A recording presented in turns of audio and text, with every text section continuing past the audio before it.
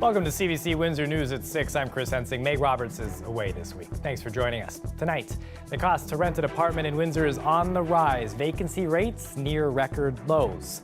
And this sidewalk is starting to crumble. The problem, it's less than a year old. What homeowners have to say. And a promise for action on auto thefts as carjackings in Ontario are on the rise.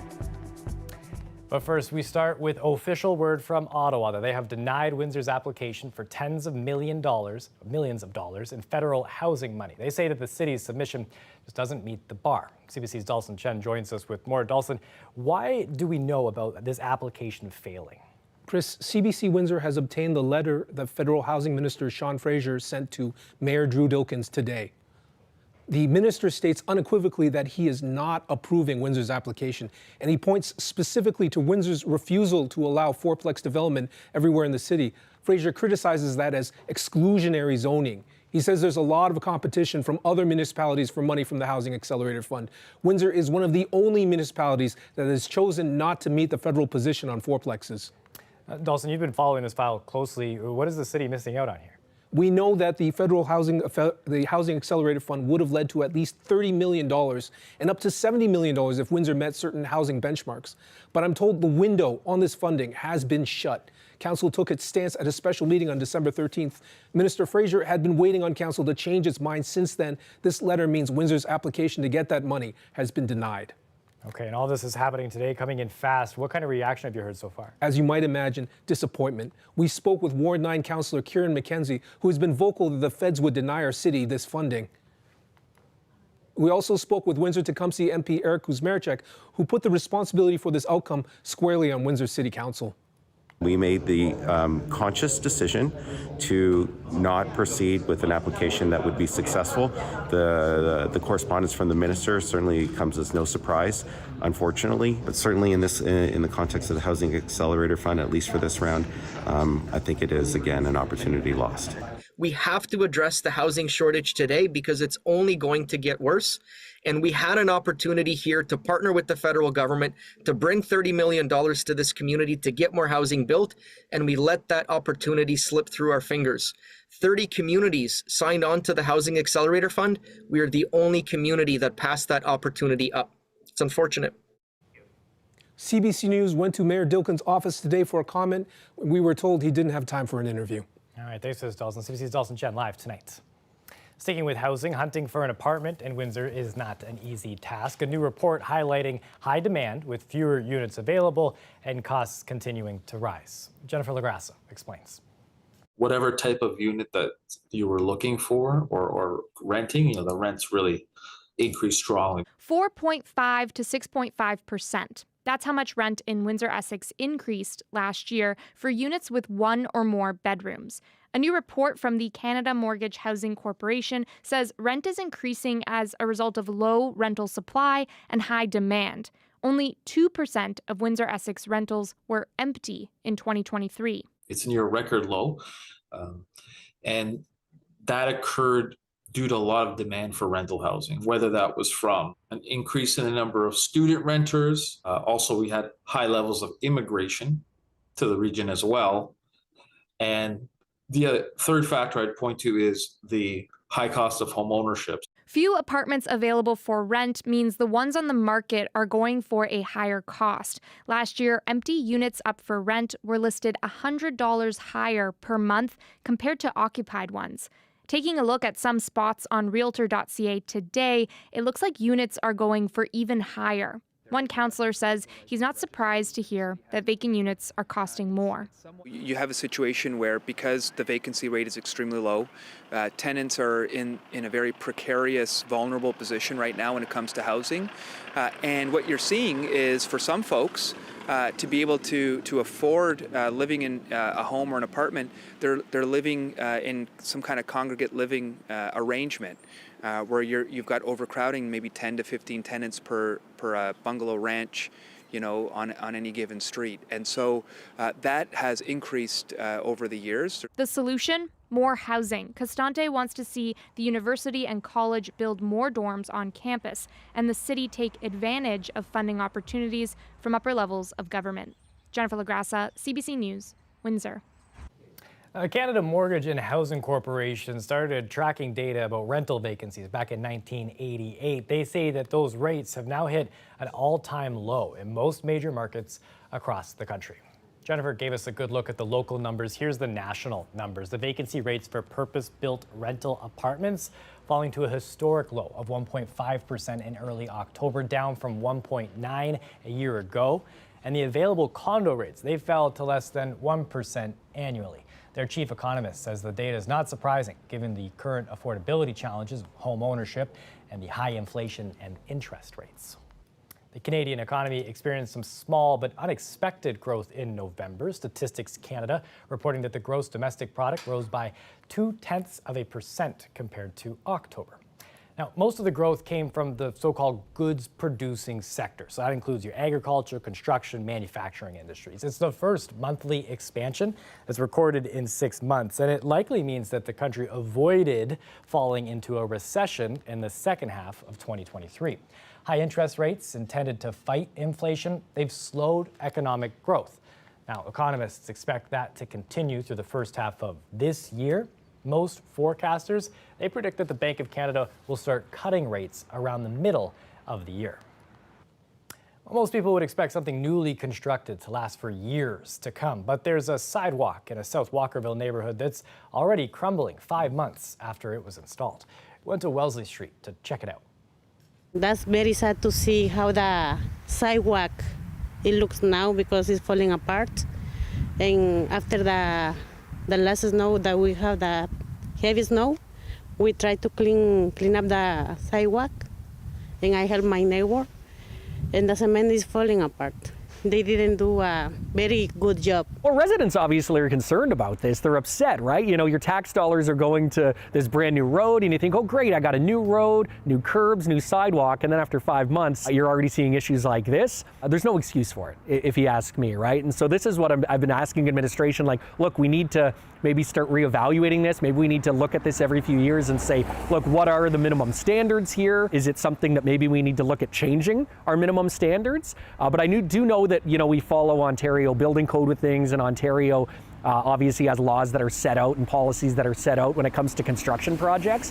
But maybe we need to go one step above that, right? And sure, maybe it'll cost a bit more, but if we're not going to be seeing these issues as much, then maybe it's worth it in the end. Staff's been out, they've looked at it, they're going to keep an eye on it. Unfortunately, it's cold now, it's winter, so you can't be laying cement in the winter, but once spring comes, they will be replacing the sections that do need to be replaced. So we do know that there were some areas where the concrete was rejected, and I guess staff thought that they had caught it all, but unfortunately it looks like maybe they didn't. Whenever we have, you know, new concrete work done or roads done, there are some warranties, and I think it's like maybe a 2-year stretch of where you have this warranty agreement in place, so the contractor will come back and replace whatever needs to be done. If you live in Lakeshore and want to give your home the Clark Griswold special, you might want to check with your neighbors first. The municipality passed a new bylaw last night prohibiting nuisance lighting or lights that bother neighbors. Dale Molnar has more. The light comes through and I'm sleeping here, and if I'm not facing towards the door, I can still see the light reflection on the wall. So then I turn around and then I get the bright light coming through, and then it's in my eyes. So I can't go back to sleep because I've been awakened. So George Olenek works nights and gets awakened at 6 a.m. when the neighbor behind his house turns on his LED porch light.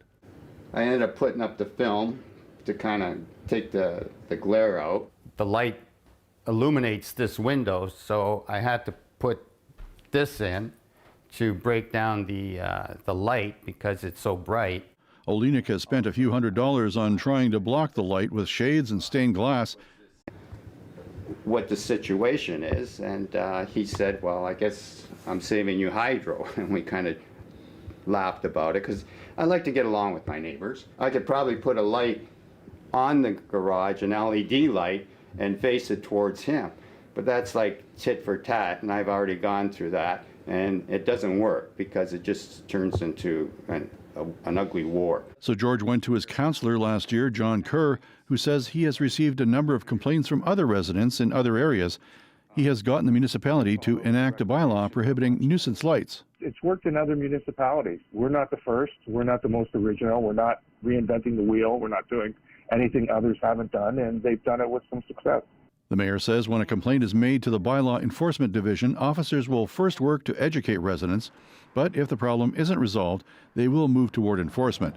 Olenek is hoping the bylaw will finally convince his neighbor to do something about his light. I'll just tell him that there's a bylaw that, and I'll make a print out the what they've printed out on the computer, and and I'll bring I'll bring a bottle of wine. Dale Molnar, CBC News, Lakeshore.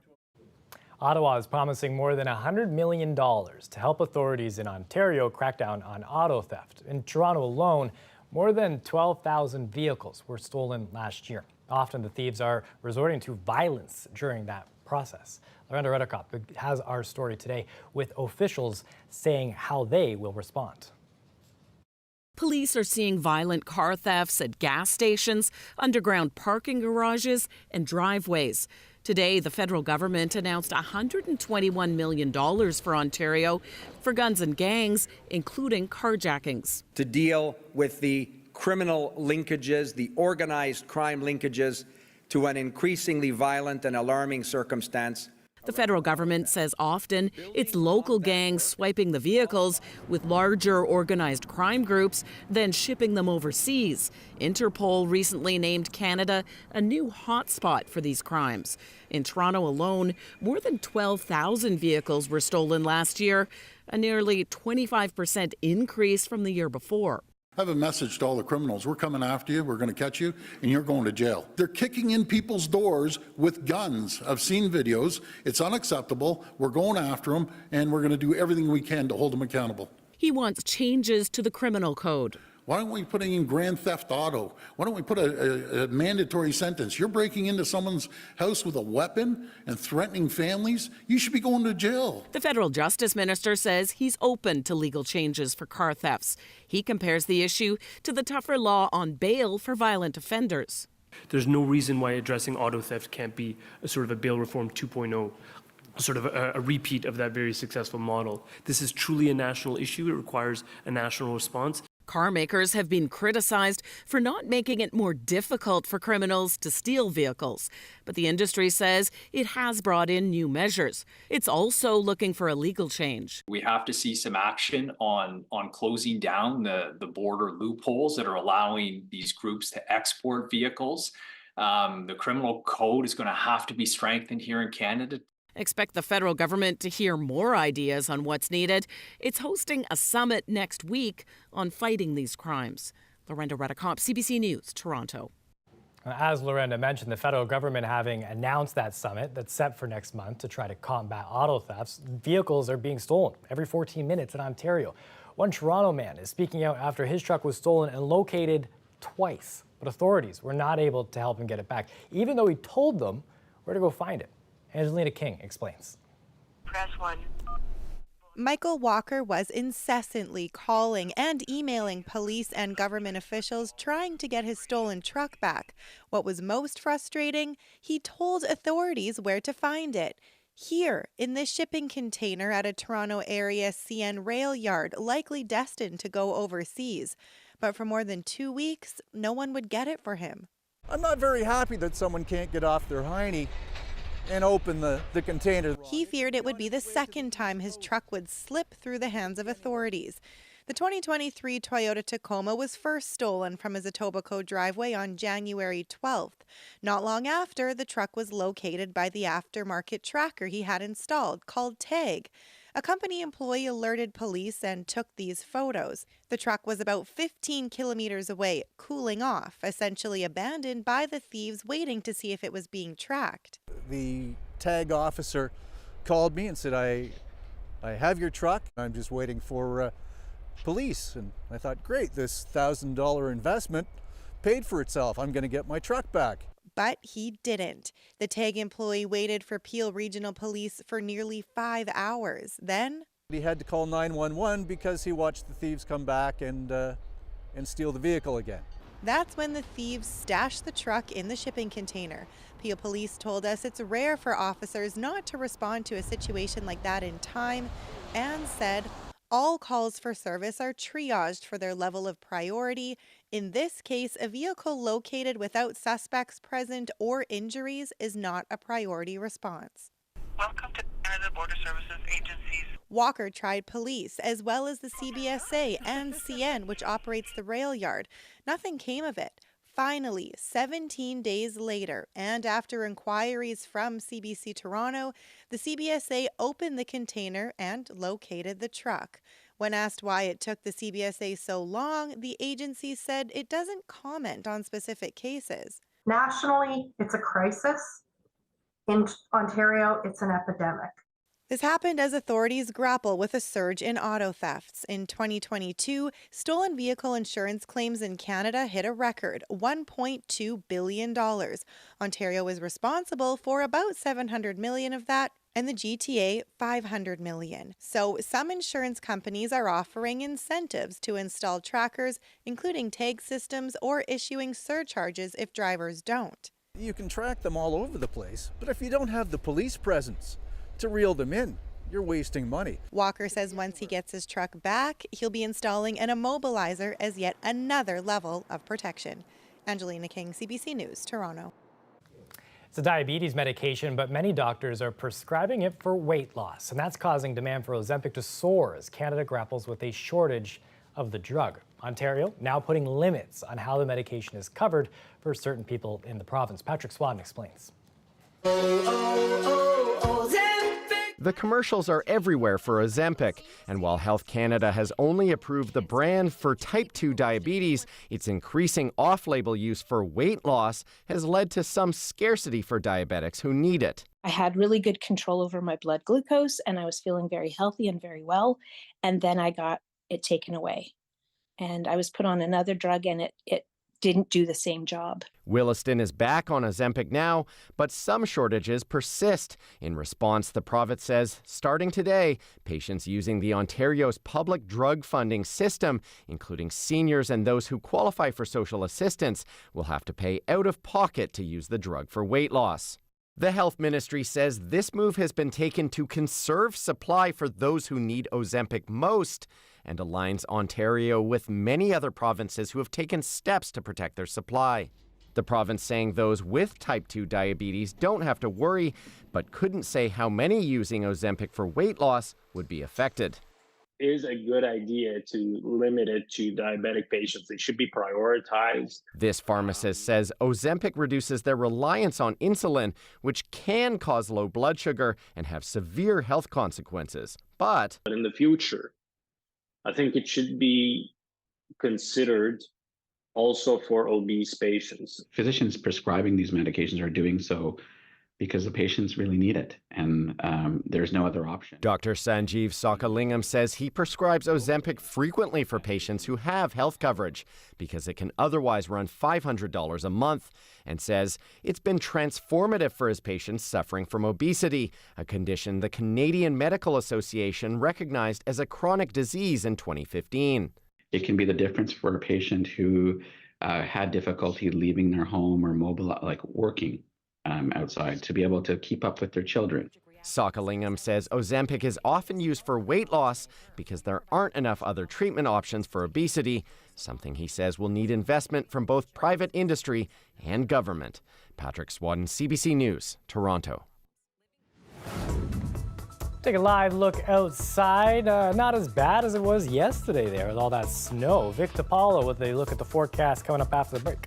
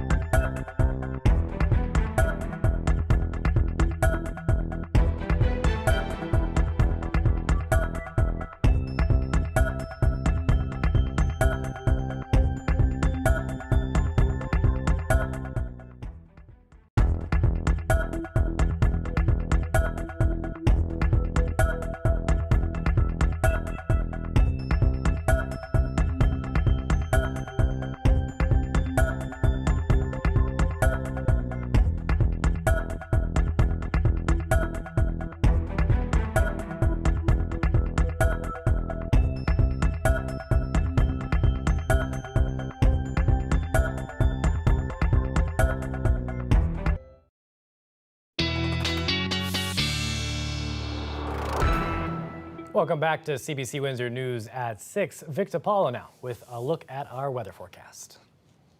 Windsor, hope you're having yourself a fantastic Wednesday. We're halfway to the weekend. A couple things to look forward to when it comes to the weather. Well, we do have a warm night ahead.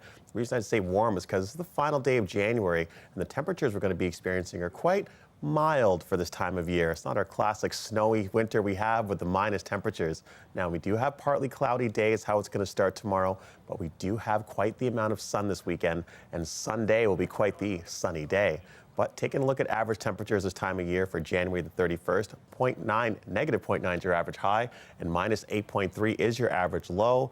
And taking a look at how much rain might be coming by the Windsor area over the next couple of hours, well, the good news is not much at all. As you can tell, it's just going to be a very light sprinkle if it does come by towards the end of your Thursday night into your Friday morning. But taking a look at what we're expecting for tonight and the weather, well, we talked about the mild weather, and as we're seeing, it's going to be 1 degree, feeling like -4, and it will be partly cloudy. Maybe some chance for you to see some stars, should it be just right. Now, taking a look at what we're expecting when it comes to the weather, here's where we're located right down over here. And as you can tell, it's going to be quite the cloudy start to the day tomorrow, right after that little bit of peak where we get a bit of sunshine to come in. But towards your supper hour, as you can see, it's going to continue to remain cloudy. But until we get to Friday, that's where things will start to clear. And from a real close look as to what's happening overnight Thursday and towards Friday, well, as you can see, for the majority of the time for Windsor, it is going to be cloudy, and cloud cover is going to be the big consistent theme here, unfortunately, as we are getting ourselves closer to the weekend. But tomorrow morning, when my little Emmy and your little ones are getting ready, well, it's going to be partly cloudy, 1 degree, feeling like -4, but there will be a chance of some sunny breaks before the clouds take over.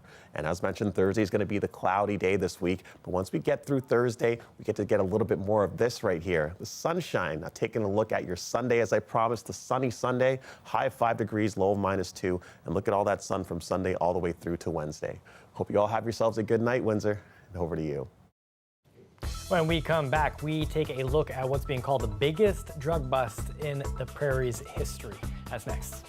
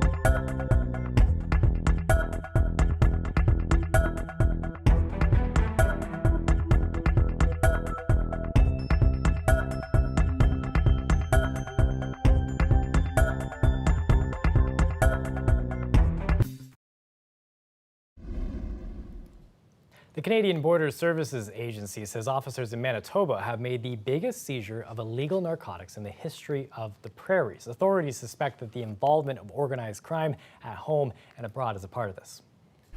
The origin and size of the shipment leads us to believe that this involved organized crime at the local, national, and international level. Agents confiscated more than $50 million worth of suspected methamphetamine. And this was done earlier this month. A truck driver has been charged with importing methamphetamine and possessing a controlled substance for the purpose of trafficking. The shipment was headed to Winnipeg. A community in southwestern BC is under a local state of emergency because of flooding. The village of Pemberton issuing evacuation orders for several properties yesterday, and another 45 in low-lying areas are being told to get ready to leave quickly. Take a look at that there. Heavy rain since last week, melting snow also from unreasonable warm temperatures combining to cause rising water levels across the region. Levels have dropped since yesterday, but more rain is falling today. There's also been localized flooding south of Pemberton in the Squamish area. Rainfall warnings, they've been issued there, as well as further south. Warmer weather expected to accelerate that snow melt, and that's going to bring more water to rivers. A petting zoo in Venezuela's capital is bringing a little wildlife to the city, much to the delight of visitors. A local lawyer is saying that he created the zoo 2 years ago to help teach families living in the urban jungle about wild animals and reptiles. The facility encouraging hands-on interactions. I just saw that spider there, and I'm a little freaked out here. The other animals that they've got there as well, a snake with a little kiss there. All of this brings proceeds from the entrance fees that they donate to the Venezuelan government's conservation efforts. I would much rather pet that last thing we were looking at than that tarantula. I've got the shivers here deep in my bones. That is it for us. Thanks for watching. You can get news anytime at cbc.ca/Windsor. Have yourself a wonderful evening.